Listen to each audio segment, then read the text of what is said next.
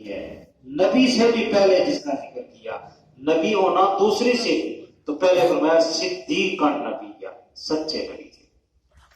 چونکہ زبان اگر سچی ہے تو یوں سمجھیں کہ اس کی جتنا بھی آگے اس کے اعمال ہیں، کردار ہے، گفتار ہے، ہر چیز اس کا قابل اعتماد ہے۔ اگر زبان اپنا اعتماد کھو بیٹھی ہے تو پھر کسی بات کا بھی اس کا بھروسہ ہی نہیں ہے۔ تو اللہ نے اپنے خلیل سیدنا ابراہیم علیہ السلام کا تعارف صدق کے حوالے سے کروایا ہے۔ اب اسی سورہ مریم میں حضرت سیدنا اسماعیل ذبیح اللہ علیہ السلام کا تعارف بھی صدق اور سچائی کے حوالے سے کروایا ہے۔ جیسے میں نے پہلے عرض کیا کہ لوگ اپنا تعارف جب کرواتے ہیں تو کوئی کہتا ہے میں پروفیسر ہوں، کوئی کہتا ہے میں ڈاکٹر ہوں، کوئی کہتا ہے میں انجینئر ہوں، کوئی کہتا ہے میں وکیل ہوں، کوئی کیا۔ اللہ اپنے نبیوں کا تعارف کروا رہا ہے تو کس صفت کے ساتھ؟ اور صاف حمیدہ میں سے سب سے نمایاں جو صفت ہے وہ صدق ہے اور سچائی ہے، اس حوالے سے تعارف کروا رہے ہیں۔ سورہ مریم کے اندر اللہ پاک نے ارشاد فرمایا وَاذْكُرْ فِي الْكِتَابِ إِسْمَاعِيلَ إِنَّهُ كَانَ صَادِقَ الْوَعْدِ وَكَانَ رَسُولًا نَبِيًّا۔ کتاب میں حضرت سیدنا اسماعیل علیہ السلام کا ذکر کیجئے۔ یا اللہ کون اسماعیل؟ فرمایا انہو کان صادق الوعد، یہ وہ اسماعیل ہیں جو وعدے کے بڑے سچے تھے۔ وکان رسولا نبی، اور رسول بھی تھے نبی بھی تھے۔ لیکن رسول اور نبی کا تعارف یا ان صفات کو اللہ نے بعد میں بیان فرمایا، صفت صدق کو، صداقت کو اللہ پاک نے پہلے بیان فرمایا۔ یہ کوئی اعزاز کم نہیں ہے کہ وہ اللہ کے رسول ہے، اس سے بڑا کوئی اعزاز ہو سکتا ہے کہ وہ اللہ کے نبی ہیں، لیکن اللہ کی ذات نے رسول اور نبی کی صفات حمیدہ جو ہیں ان کو بعد میں رکھا اور صفت صدق کو اللہ پاک نے پہلے بیان فرمایا۔ اب حضرت سیدنا ادریس علیہ السلام کا اللہ پاک نے جب تعارف کروایا تو فرمایا وَاذْكُرْ فِي الْكِتَابِ إِدْرِيسَ إِنَّهُ كَانَ صِدِّيقًا نَبِيًّا۔ کتاب میں حضرت ادریس علیہ السلام کا ذکر کیجئے، انہیں یاد کیجئے، ان کا تذکرہ کیجئے۔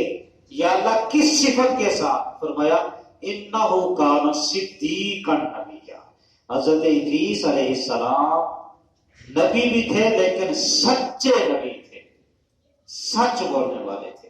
یہ تعارف ہے، یہ ٹائٹل ہے سچ۔ اللہ کے نزدیک اس سچ کی جو صفت ہے اس کی اہمیت اتنی ہے کہ رسول کی جو صفت رسول ہونا ہے اس سے بھی بڑھ کر اللہ نے بیان فرمایا ہے، اور نبی ہونا اس سے بھی بڑھ کر اللہ پاک نے بیان فرمایا ہے۔ اب حضور نبی کریم سرور کائنات صلی اللہ تعالی علیہ وآلہ وسلم آپ کا بھی اللہ پاک نے جب تعارف کروایا تو فرمایا میرا رسول وہ ہے والذی جاء بالصدق وصدق بہ، میرا رسول سچائیوں کے مرکوں کے ساتھ تشریف لایا ہے۔ میرا رسول ایسا ہے کہ جس کی جتنی بھی اوصاف حمیدہ ہیں، یہ صفات حمیدہ جتنی بھی ہیں، یہ سچائیوں اور صداقتوں کا گلدستہ ہے۔ میرے رسول کا تعارف اللہ نے سچائی کے ساتھ کروایا۔ والذی جاء بالصدق، وہ ذات جو سچائیوں کے ساتھ تشریف لائی ہے۔ تو سچائی کون سی سچائی؟ یعنی پورا دین جو ہے حضور اعلیٰ صلی اللہ علیہ وسلم، اس دین کا نام اللہ پاک نے صدق رکھا ہے۔ دین صدق، دین کو دین کہو یا صدق کہو، سچائی کہو، یہ اللہ جل مجدہ الکریم نے اس حوالے سے حضور صلی اللہ علیہ وآلہ وسلم کا تعارف فرمایا۔ اب اللہ جل مجدہ الکریم نے مومنین کا تعارف جو فرمایا ہے، ان کے بارے میں اوصاف حمیدہ کا جو ذکر فرمایا ہے، تو وہاں بھی اللہ پاک نے سچائی اور صدق کے حوالے سے بیان فرمایا۔ چونکہ ہمارا ٹاپک ہی سچائی اور صدق کے حوالے سے ہے، اسی وجہ سے میں کچھ گزارشات آپ کے سامنے رکھنا چاہتا ہوں کہ ہماری ملت اسلامیہ کا سب سے بڑا مسئلہ یہ ہے کہ ہم لوگ جھوٹ بولتے ہیں۔ ہمارے ساتھ تاجر جو ہیں دنیا کے انٹرنیشنل جو لیول پر ہمارے ساتھ کوئی تجارت کرنے کو تیار نہیں ہے۔ دنیا کے بڑے بڑے ہمارے سیاستدانوں کی زبان پر اعتبار کرنے کے لیے تیار نہیں ہے. ہماری زندگی کا ہر شعبہ جو ہے وہ جھوٹ سے بڑا ہوا ہے. ہمارے تاجر جب تک جھوٹ نہ بولے ان کا سامان بکتا نہیں ہے. ہمارے مولوی مختلف قسم کے ہیلے بہانے جھوٹ، ہمارے استاذ جھوٹ، اور اللہ ماشاءاللہ اچھے لوگ ہیں، ان سے دنیا چل رہی ہے. لیکن یہ ہے کہ آپ دیکھیں اپنے گریبانوں میں دیکھیں، آپ اپنے دائیں بائیں دیکھیں. ہمارے المیہ تو یہ ہے کہ ایک چھوٹا سا جو بچہ ماں کی گود میں ہے، ماں اسے بھی جھوٹ بول رہی ہوتی ہے. چپ ہو جو بلی آ جائے گی، چپ ہو جو کتا کھا جائے گا، وہ دیکھو بلی آ رہی ہے، وہ دیکھو کتا آ رہا ہے. تو بچہ سمجھ جاتا ہے کہ ماں جھوٹ بول رہی ہے. اس کی بھی آنکھیں تو ہیں، دیکھتا ہے. اس طرح کی چیزیں جو ہیں، ہماری مائیں جو تھی وہ بچوں کو گود میں سچائی کی لوریاں دیا کرتی تھی. لیکن بدقسمتی یہ ہے کہ آج کا ہمارا جو دودھ پیتا بچہ ہے وہ یہ یقین لے کر اٹھتا ہے کہ ماں بھی جھوٹ بول رہی ہے، میرا باپ بھی جھوٹ بول رہا ہے. یہ ساری چیزیں وہاں سے. تو اللہ پاک نے مومنین کے اور صحابہ حمیدہ کا ذکر فرمایا تو تعارف فرمایا سچائی کے حوالے سے. ارشاد فرمایا سورہ احزاب کے اندر، من المؤمنین رجال صدقوا ما عاهدوا اللہ علیہ ومنهم من قضى نحبه ومنهم من ينتظر. فرمایا مومنوں میں سے بعض مرد ایسے ہیں، رجال صدقوا، جن کا تعارف یہ ہے کہ ان کی گفتار بھی صداقت کا نمونہ ہے اور ان کا کردار بھی سچائی مکمل کرتے ہیں. اور پھر اللہ جل وعلا الکریم نے ان مومنوں کا ایک جگہ ارشاد فرمایا کہ والصادقین والصادقات اعد اللہ لهم مغفرۃ واجرا عظیما.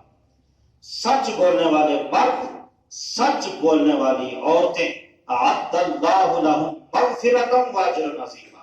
اللہ پاک نے ان سچ بولنے والوں کے لیے مغفرت کا مقام اور جنت کا وعدہ کر رکھا.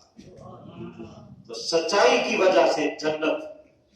اور پھر اللہ جل وعلا الکریم نے سورہ آل عمران کے دوسرے رکوع میں ارشاد فرمایا کہ فرمایا قل انبئکم بخیر من ذلکم للذین اتقوا عند ربہم جنات تجری من تحتها الانہار خالدین فیہا ابدا وازواج مطہرۃ ورضوان من اللہ واللہ بصیر بالعباد. فرمایا تمہیں خبر دیتا ہوں کہ جنت کے باغات جن کے نیچے نہریں بہتی ہیں اور ان جنتیوں کے لیے پاکیزہ بیویاں ہیں، باغات ہیں، اللہ جل وعلا الکریم کی رضا ہے. یہ کن لوگوں کے لیے فرمایا یہ وہ لوگ ہیں کہ الصابرین والصادقین، یہ وہ لوگ ہیں جو صبر کرنے والے ہیں اور دنیا میں سچ بولنے والے. صبر کرنے والوں اور سچ بولنے والوں کے لیے رب کائنات کی جنتیں انتظار کر. اور پھر اللہ جل وعلا الکریم نے ارشاد فرمایا 7ویں پارے میں، ارشاد فرمایا سورہ مائدہ میں، فرمایا قال اللہ ھذا یوم ینفع الصادقین صدقهم لهم جنات تجری من تحتها الانہار خالدین فیہا ابدا. اللہ پاک نے ارشاد فرمایا کہ آج کا دن، کون سا دن؟ یوم ینفع الصادقین، حشر کا دن. حشر کا دن جب مارا ماری ہے، نفسی نفسی ہے، پریشانی ہے، کرب ہے، اضطراب ہے، بے قراری ہے، بے چینی ہے. فرمایا آج کا دن وہ ہے یوم ینفع الصادقین صدقہم. آج کا دن ان لوگوں کے لیے بنایا گیا ہے جو دنیا میں سچ بولنے والے تھے، ان کو آج کا دن فائدہ دینے کے لیے بنایا گیا. میدان محشر میں بھی سچے لوگوں کے لیے اللہ جل وعلا الکریم نے فرمایا آج باقی لوگ تڑپ رہے ہیں اور سچ بولنے والوں کے لیے پریشانی نہیں ہے، ان کے لیے تو خوشخبری ہے. لہم جنات تجری من تحتها الانہار، آج جنات ہیں ان کے لیے، باغات ہیں جن کے نیچے نہریں بہ رہی ہیں. خالدین فیہا ابدا. فرمایا یہ کوئی تھوڑے وقت کے لیے نہیں ہوں گے، ہمیشہ ہمیشہ کے لیے. ذالک الفوز العظیم. فرمایا یہ سب سے بڑی کامیابی ہے کہ سچ بولنے کی وجہ سے میدان